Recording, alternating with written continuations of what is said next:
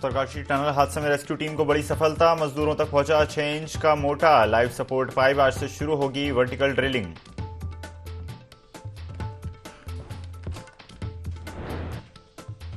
PM Modi ने की CM Dhami से बात, टनल में फंसे मजदूरों का सामने आया वीडियो। सभी मजदूरों को सकुशल देखकर पीएम मोदी ने जताई खुशी।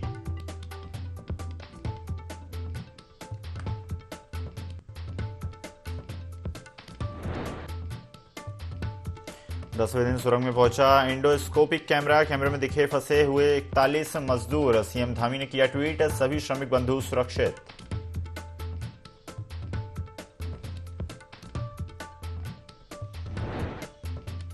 उत्तराखंड में फिलहाल मौसम शुष्क रहने के आसार, धूप खिलने से अधिक बना न्यूनतम तापमान। पर्वतीय क्षेत्रों में गुरुवार को आंशिक बादल मंडराने की आशंका।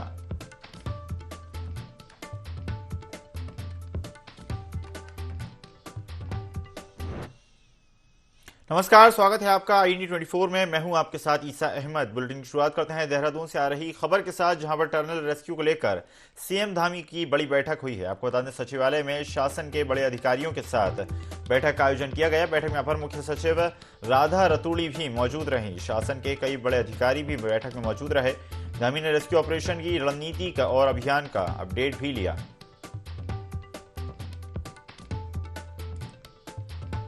रेस्क्यू ऑपरेशन लगातार जारी है। टनल में फंसे 41 मजदूरों को निकालने के प्रयास लगातार जारी हैं। आपको बता दें, टनल रेस्क्यू को लेकर सीएम धामी ने बड़ी बैठक की। सचिवालय में शासन के बड़े अधिकारियों के साथ बैठक का आयोजन किया गया। बैठक में अपर मुख्य सचिव राधा रतूड़ी भी मौजूद रहीं। शासन के कई बड़े अधिकारी भी बैठक में मौजूद रहे। धामी ने रेस्क्यू ऑपरेशन की रणनीति और अभियान का अपडेट लिया।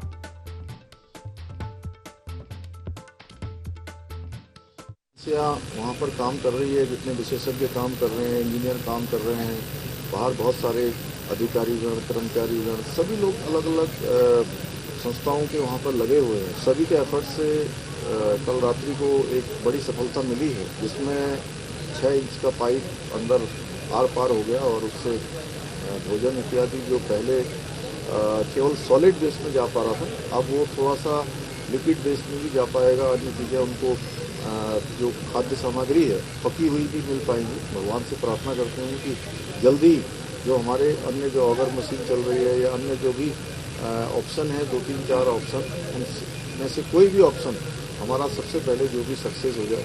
हमारा यही है कि जल्दी से जल्दी सभी हमारे श्रमिक भाई सकुशल बाहर निकले। और माननीय प्रधानमंत्री जी प्रत्येक दिन इसकी पूरी जानकारी ले रहे हैं और हर संभव उनके स्तर से भी यहाँ पर सहायता के लिए कहा गया है। शंकाएं हैं उन पर निश्चित रूप से कार्रवाई होगी, लेकिन अभी सबसे पहले यह है कि सभी श्रमिक सकुशल बाहर आए, यही हमारी प्राथमिकता। को कुछ वॉकी टॉकी और अन्य जो संचार के साधन वो भी उपलब्ध करवाने के बारे में विचार हो रहा है, जिससे कि वहाँ की वस्तु स्थिति लगातार मिलती रहे, उनका मनोबल अच्छा है, सभी जो लोग अभी स्वस्थ हैं। तो टनल रेस्क्यू को लेकर सीएम धामी ने बड़ी बैठक की और सचिवालय में बड़े अधिकारी भी मौजूद रहे, जहां पर बैठक में किस तरह से रेस्क्यू ऑपरेशन किया जाना है, क्या कुछ अपडेट है रेस्क्यू ऑपरेशन पर, इस पर चर्चा की गई। खबर पर ज्यादा जानकारी के लिए सहयोगी विनय सूद हमारे साथ जुड़ गए हैं। विनय, सीएम धामी और प्रदेश सरकार और साथ ही साथ केंद्र सरकार भी लगातार रेस्क्यू ऑपरेशन में जुटी हुई है। पल पल की अपडेट मुख्यमंत्री और प्रधानमंत्री लेते नजर आ रहे हैं और इसी बीच सचिवालय में बड़ी बैठक का आयोजन किया गया। जी सर, देखिए आपको बता दें कि जिस तरह से टनल रेस्क्यू को लेकर सीएम धामी ने ये बड़ी बैठक की है और इस बैठक में जो है यहाँ मुख्य सचिव राधा रतूड़ी जो है अपर मुख्य सचिव वो भी मौजूद रही थी और शासन के कई बड़े अधिकारी भी जो है इस दौरान इस बैठक में मौजूद रहे हैं, जिसमें जो रेस्क्यू इस दौरान यहाँ पर चल रहा है उत्तरकाशी टनल हादसे को लेकर के, तो उसको लेकर के जो है इसमें यहाँ पर जितने भी अधिकारी हैं उनको निर्देशित भी इस दौरान किया गया है कि जो भी यहाँ पर किसी भी तरीके से अगर तो कोई दिक्कत यहाँ पर मजदूरों को वहां से बाहर निकालने के लिए आती है और जो भी संभव प्रयास जो है इस दौरान किए जा सकते हैं वो यहाँ पर किए जाए। वहीं देखा जाए तो कल रात देर की जो वीडियो है वो भी जो है इस दौरान यहाँ पर सूचना विभाग ने जारी की है, जिसमें कि जो टनल में फंसे हुए मजदूर हैं 41 मजदूर, वो कैमरे के माध्यम से दिखाए गए हैं। सभी मजदूर जो हैं अंदर सुरक्षित हैं और बड़ी सफलता जो है इस दौरान यहाँ पर देखने को मिली है। जी धन्यवाद विनय, हमारे साथ जुड़ने के लिए और जानकारी साझा करने के लिए। तो जिस तरह से सहयोगी विनय बता रहे थे कि काफ़ी सफल लगातार रेस्क्यू ऑपरेशन जा रहा है, उसमें विशेषज्ञों की सहायता भी ली जा रही है। विदेशी विशेषज्ञ वहां पर मौजूद हैं और लगातार केंद्र सरकार और राज्य सरकार मिलकर रेस्क्यू ऑपरेशन में पल पल की अपडेट लेती नजर आ रही है।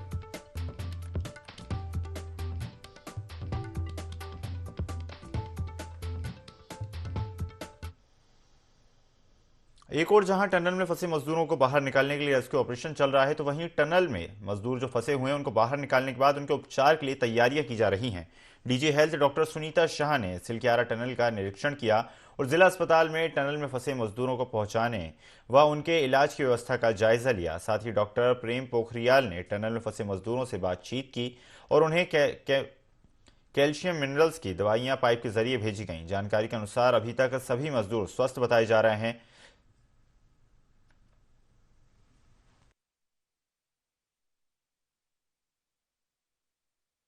जैसे ड्राई फ्रूट दे रहे हैं, संतरे दे रहे हैं और बाकी की व्यवस्था कर रहे हैं, पानी की व्यवस्था कर रहे हैं, पूरा ORS दिया है, विटामिन C दे रहे हैं, खिचड़ी गई है अंदर, दे रहे हैं। खिचड़ी गई है सर अंदर। आप बोला तो है हमारे साथ गई। इसके बाद उनका ड्राई फ्रूट हो गया, कैल्शियम हो गया, मल्टीविटामिन सब दे रहे हैं उनको। नहीं ठीक है, उन्होंने सब लोग सुरक्षित है, कह रहे हैं सब ठीक है, सेफ है। ये पाइप डालने के बाद कोई सकारात्मक परिवर्तन देखा ना कल से? हाँ बिल्कुल, बात सही हो पा रही है थोड़ा ना, बल्कि उनको वो जो बाकेटों के भेजा गया अंदर वो बात नहीं हो पा रही उससे, क्योंकि मेरे ख्याल से सिग्नल फेल हो रहा है उसके। लेकिन बात फिर पाइप से ठीक हो जा रही है? पाइप से वाले ठीक हो रहे हैं, थोड़ा रिस्की जोन में है तो आई हो, लेकिन नहीं वो थोड़ा हो गया था, वो जलन जुलन हो रही है, शाम में जलन हल्की से हो रही है। तो क्या एसिडिक कुछ बन रहा होगा क्या? हाँ वो तो हमने भेज दिया, वो मल्टीविटामिन दे रहे हैं ना। हमें क्या चिकित्सा व्यवस्थाएं रखनी है, क्या चीज़ हमारी अवेलेबल और चीज़ करानी है और कौन कौन टीमों को भेजना है, उसके लिए असेस करने के लिए मैं अपनी पूरी टीम के संग यहाँ पे आई हूँ। सारी टीमें हमारी तैयार हैं, टीम A टीम B तैयार है और ज़रूरत होगी तो अन्य जिलों से भी हम टीम और गाड़ियाँ मूव करें। मेरी कोई बात नहीं हुई है, हम बस प्लानिंग करने गए थे कि टनल से बाहर निकलेंगे तो किस तरह मिनिमम पॉसिबल टाइम में उनको हम असेस करके शिफ्ट करें।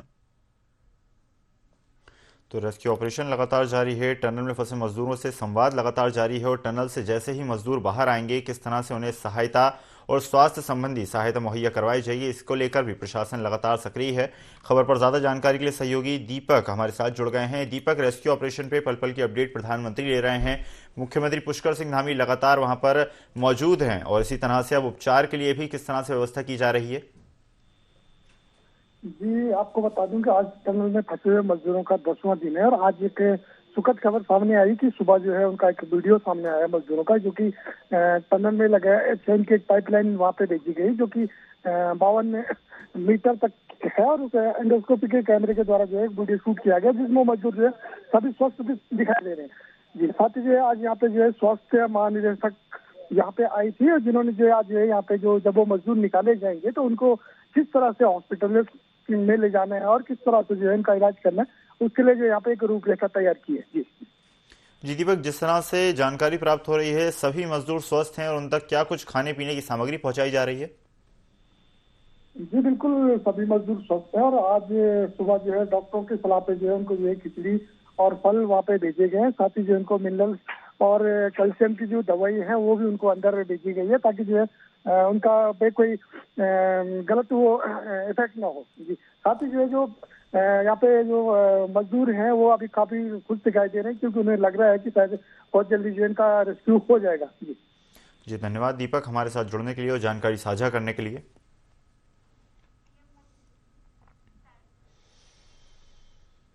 उत्तरकाशी की सिलक्यारा सुरंग में हुए हादसे में फंसे 41 मजदूरों को बाहर निकालने के लिए राहत एवं बचाव कार्य लगातार जारी है और इस बीच प्रधानमंत्री नरेंद्र मोदी ने सीएम पुष्कर सिंह धामी को फोन कर सिलक्यारा में चल रहे बचाव कार्यों का जायजा लिया। प्रधानमंत्री ने कहा कि केंद्र द्वारा आवश्यक उपकरण व संसाधन उपलब्ध कराए जा रहे हैं और केंद्र और राज्य सरकार के परस्पर प्रयास से सभी मजदूरों को सुरक्षित बाहर निकाला जाएगा। वहीं मुख्यमंत्री पुष्कर सिंह धामी ने मजदूरों से एंडोस्कोपिक कैमरे से बातचीत की और उनकी कुशलता की जानकारी ली।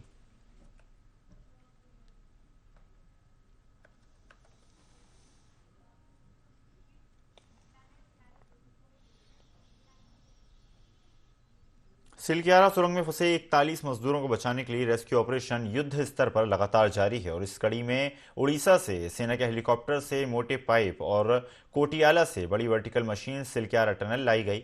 बता दें कि इन भारी भरकम पाइप और वर्टिकल मशीन को टनल के ऊपर पहाड़ी पर ले जाकर ड्रिलिंग की जाएगी। ऑस्ट्रेलिया के international tunnelling expert Arnold Dix भी इस रेस्क्यू ऑपरेशन को लीड कर रहे हैं। वहीं प्रधानमंत्री नरेंद्र मोदी ने भी सुबह सीएम धामी को फोन कर रेस्क्यू ऑपरेशन का अपडेट लिया।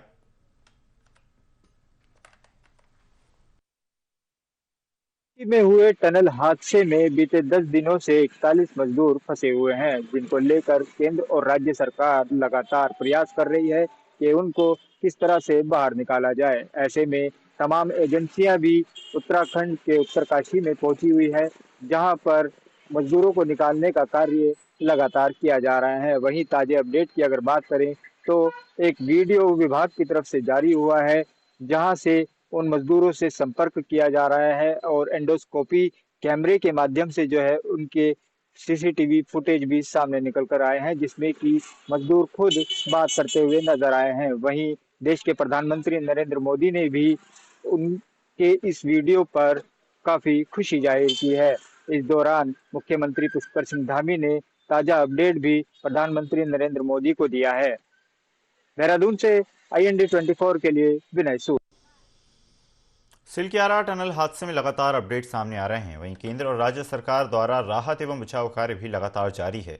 इस बीच टनल में 6 इंच चौड़ा और 57 मीटर लंबा पाइप डाला गया है, जिसके द्वारा अंदर फंसे हुए मजदूरों को भोजन, दवाइयां और ऑक्सीजन पहुंचाया जा रहा है। टनल हादसे के घटनास्थल से लाइव सपोर्ट पाइप के जरिए मजदूरों तक खाना पहुंचाने का वीडियो भी सामने आया है। वीडियो में मजदूरों के लिए बनाई गई खिचड़ी को बोतलों में पैक करके मजदूरों तक भेजा जा रहा है। साथ ही इस पाइप के जरिए 3 चार्जर भी मजदूरों के पास भेजे गए हैं। जोशीमठ में नरसिंह मंदिर के आदि गुरु शंकराचार्य की गद्दी शीतकाल के लिए विराजित हो गई है। अब 6 माह शंकराचार्य की गद्दी के दर्शन जोशीमठ के नरसिंह मंदिर से होंगे। बता दें कि 6 माह श्रद्धालुओं को बद्रीनाथ धाम में गद्दी के दर्शन होते हैं। ये परंपरा सदियों से चली आ रही है। इसी कड़ी में इस बार भी आदि गुरु शंकराचार्य की गद्दी को पूजा अर्चना के बाद योग ध्यान बद्री मंदिर पांडुकेश्वर से जोशीमठ नरसिंह मंदिर रवाना किया गया। इस दौरान सैकड़ों श्रद्धालुओं ने पवित्र गद्दी की पूजा अर्चना की। इस दौरान बद्रीनाथ धाम के मुख्य पुजारी रावल ईश्वरी प्रसाद नंबूदरी के सानिध्य में शंकराचार्य गद्दी को यात्रा के साथ जोशीमठ नरसिंह मंदिर स्थित मठ आंगन परिसर में लाया गया। यहाँ पर लोगों ने फूल वर्षा कर शंकराचार्य गद्दी का स्वागत किया।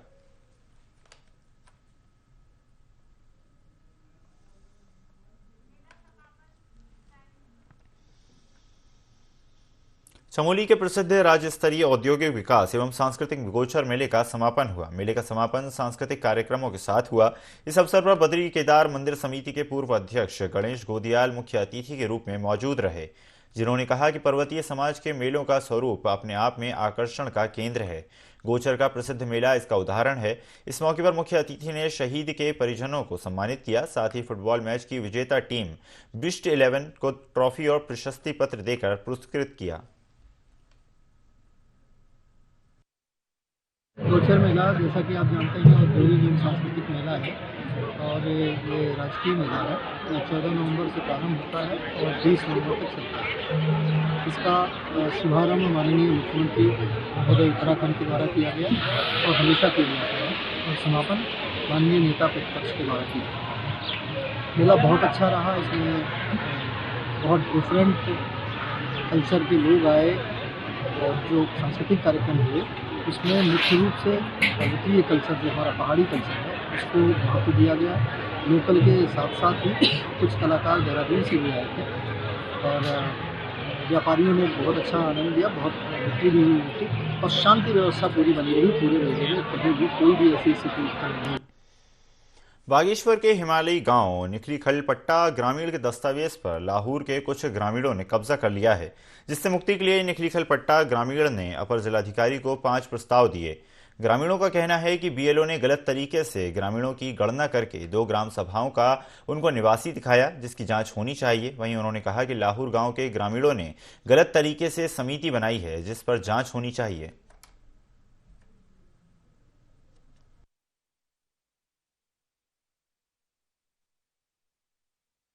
दुख से कहना पड़ता है, शायद आज हिंदुस्तान पूरा आज़ाद है लेकिन हमारा गांव अभी भी गुलाम है। ये हमारे ग्राम पंचायत जो ग्राम नीर नगेला राजस्व ग्राम नीर नगेला है उसमें लाहौर के लोगों का हस्तक्षेप हो रहा है किसी भी प्रकार से। जो बेलो द्वारा सर्वे हुई उन सर्वे में उनको लाहौर में अंकित किया गया है। भाग 1 भाग 2 रजिस्टर में भी। और दूसरी बात, उनका सारा जो ग्राम पंचायत का बजट आता है लाहौर में आता है अभिलेखों में। हमारे यहाँ वो सारा, चाहे आप घर घर जल नल की योजना हो, कुछ वो लाभ हमारे यहाँ से ले रहे हैं और वन पंचायत की संपदा से लाभ लेके वो लाहौर में दुरुपयोग कर रहे हैं। इसलिए हम उच्च स्तरीय जांच के लिए जिलाधिकारी महोदया से ज्ञापन देने आए हैं। यदि इसमें निराकरण नहीं हुआ तो हमें शायद आंदोलन के लिए बाध्य होना।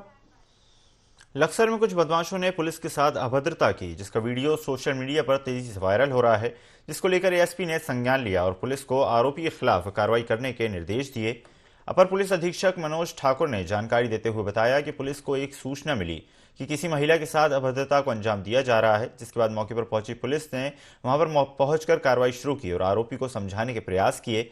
इस दौरान आरोपी ने आक्रोशित होकर पुलिस पर ही हाथ छोड़ दिए। फिलहाल पुलिस जांच में जुटी है।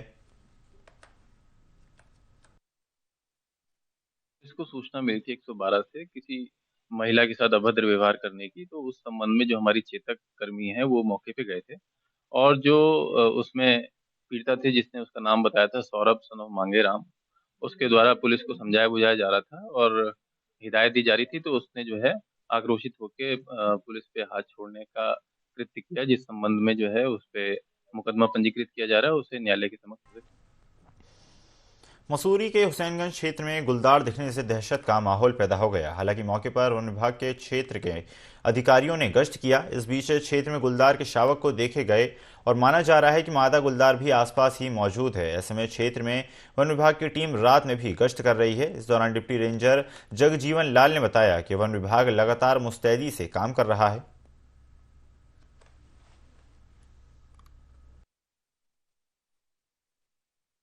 हमें सूचना मिली है कि हुसैनगंज में 2 बाघ के बच्चे देखे गए, तो उसके बाद हम लोग वहाँ पर लगातार गश्त कर रहे हैं और देख रहे हैं और संभवतः मुझे लगता है कि ये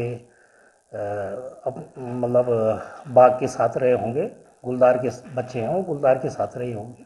उनकी माँ शायद उनसे बिछुड़ गई है या किसी कारण वो जंगल से बस्ती की ओर आ गए और अभी जो है कि मतलब ऐसी कोई खबर नहीं है वहाँ पे कि वो बस्ती में है। तो निश्चित हम लगातार गश्त कर रहे हैं और गश्त को बढ़ाई। लेपर्ड कैट था, एक बिल्ली देखी गई थी, वो हमने अपने कब्जे में ले लिया था, तो बाकी और कोई ऐसी कोई घटना नहीं थी। ट्रेनों से जंगली जानवरों के साथ हो रही दुर्घटनाओं को रोकने के लिए रेलवे विभाग, wild life institute of India और वन विभाग की संयुक्त टीम ने लालकुआ से रामपुर और लालकुआ से गुलरभुज रेल मार्ग का निरीक्षण किया। इस संयुक्त निरीक्षण का मुख्य उद्देश्य हाथियों की सुरक्षा में अंडरपास और बैरिकेड लगाना है, ताकि वन्यजीव सुरक्षित रूप से विचरण कर सकें। इस निरीक्षण में रेल विभाग, wild life institute of India और वन विभाग की टीम के कई अधिकारी मौजूद रहे।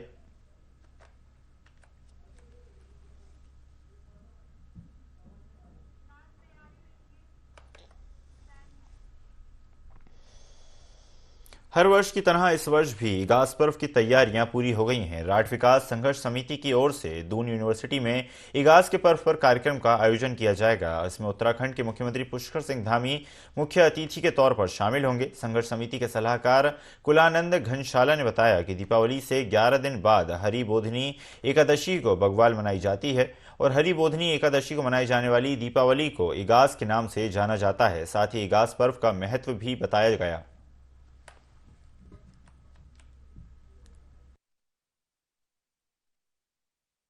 तारीख को ये दून विश्वविद्यालय के प्रांगण में होगा, जिसमें माननीय मुख्यमंत्री जी को आमंत्रित किया गया मुख्य अतिथि के तौर पे। और विशिष्ट अतिथि हैं हमारे आदरणीय रमेश पोखरियाल निशंक जी, सांसद। ये हमारे संस्थापक संरक्षक भी हैं राठ जन विकास समिति के।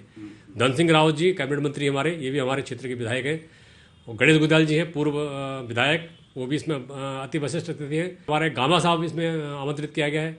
माधवर सिंह रावत जी को आमंत्रित किया गया है। तो इन काफ़ी लोगों को इसमें आमंत्रित किया गया। लगभग 1000 लोगों को हम लोग इस समय निमंत्रण दे रहे हैं कि वो कार्यक्रम में आए, राठ के लोग और राठ प्रवासी। वाकई आप देखेंगे कि लगता है पूरा राठ यहाँ पे आ रखा है। कार्यक्रम की भव्यता आपने देखी होगी और मैं उम्मीद करता हूँ कि इस साल और बेहतर होगा पिछले साल से, और जनता का भी सहयोग हमें मिलेगा, ऐसे मुझे उम्मीद है। और पत्रकार बंधुओं का तो पूरा सहयोग रहता है। लेकिन अपनी संस्कृति को बचाने के लिए राठ जन विकास समिति लगातार नए नए आयाम स्थापित कर रही है। उत्तरकाशी के सिलक्यारा सुरंग में फंसे 41 मजदूरों को बचाने के लिए लगातार रेस्क्यू ऑपरेशन किया जा रहा है। ऐसे में दिल्ली से एंडोस्कोपिक कैमरे मंगाए गए हैं, जिन्हें पाइप के अंदर पहुंचाया गया। इस दौरान कैमरे से टनल के भीतर फंसे हुए सभी 41 मजदूर दिखाई दिए। सभी सुरक्षित हैं। कैमरे के सुरंग में भेजे जाने को लेकर सीएम धामी ने भी ट्वीट कर जानकारी दी। उन्होंने लिखा कि सिलक्यारा उत्तरकाशी में निर्माणाधीन टनल में फंसे श्रमिकों की पहली तस्वीर प्राप्त हुई। सभी श्रमिक भाई पूरी तरह से सुरक्षित हैं। हम उन्हें शीघ्र ही सकुशल बाहर निकाल लेंगे।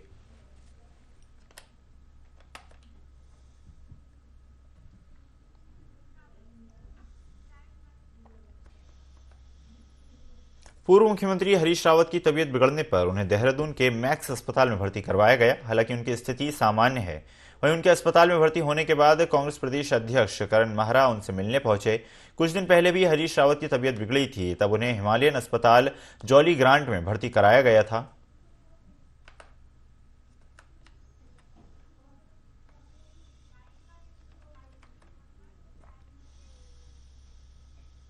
बॉलीवुड गायिका मोना भट्ट मुंबई से लोहाघाट पहुंची। इस दौरान रामलीला कमेटी और रूमा झूमा के अध्यक्ष जीवन मेहता के नेतृत्व में उन्हें कलाकारों ने स्वागत करके बधाई दी। आपको बता दें, मोना भट्ट ने सभी नन्हे कलाकारों का हौसला बढ़ाया। बता दें कि मोना भट्ट मूल रूप से उत्तराखंड के द्वाराहाट की रहने वाली हैं, जो मुंबई सहित कई राज्यों में होने वाले बड़े बड़े आयोजनों में अपनी शानदार आवाज से कुमाऊनी गीतों की प्रस्तुति दे रही हैं। वहीं इस समय हिमेश रेशमिया की एल्बम में अपनी आवाज दे रही हैं। मोना भट्ट ने बताया कि वो डीडी हार्ट महोत्सव में प्रतिभाग करने डीडी हार्ट जा रही हैं।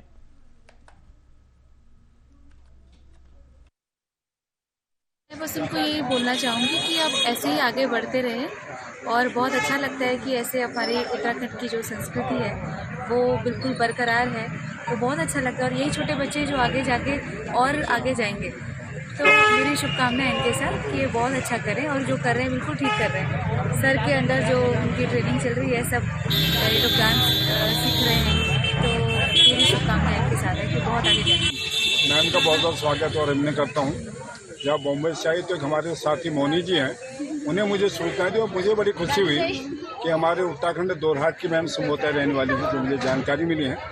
लेकिन बॉम्बे में जाके जो हमारे प्रदेश की संस्कृति को, उत्तराखंड की संस्कृति का जो प्रचार प्रसार, वहाँ का संवर्धन और संरक्षण कर रहे हैं, ये बड़ा खुशी का विषय है। और मैम लोग जो यहाँ से वहाँ पर काम कर रहे हैं, अपने उत्तराखंड के लिए काम कर रहे हैं, अपनी बोली भाषा, अपनी जान पहचान, अपना खान पान, अपना रहन सहन, ये हमारा सौभाग्य है। और मैम को मैं बहुत बहुत बधाई देता हूँ जो आप लोग गीत और संगीत के माध्यम से अपने क्षेत्र के धार्मिक स्थल, पर्यटन स्थल, यहाँ की संस्कृति का प्रचार करते हैं, उसके लिए शुभकामनाएं। आने वाले बहुत से लोहाघाट में भी एक बहुत बड़ा कार्यक्रम करेंगे, उसमें आपका आगमन यहाँ पर हो और बच्चे आपसे खुश।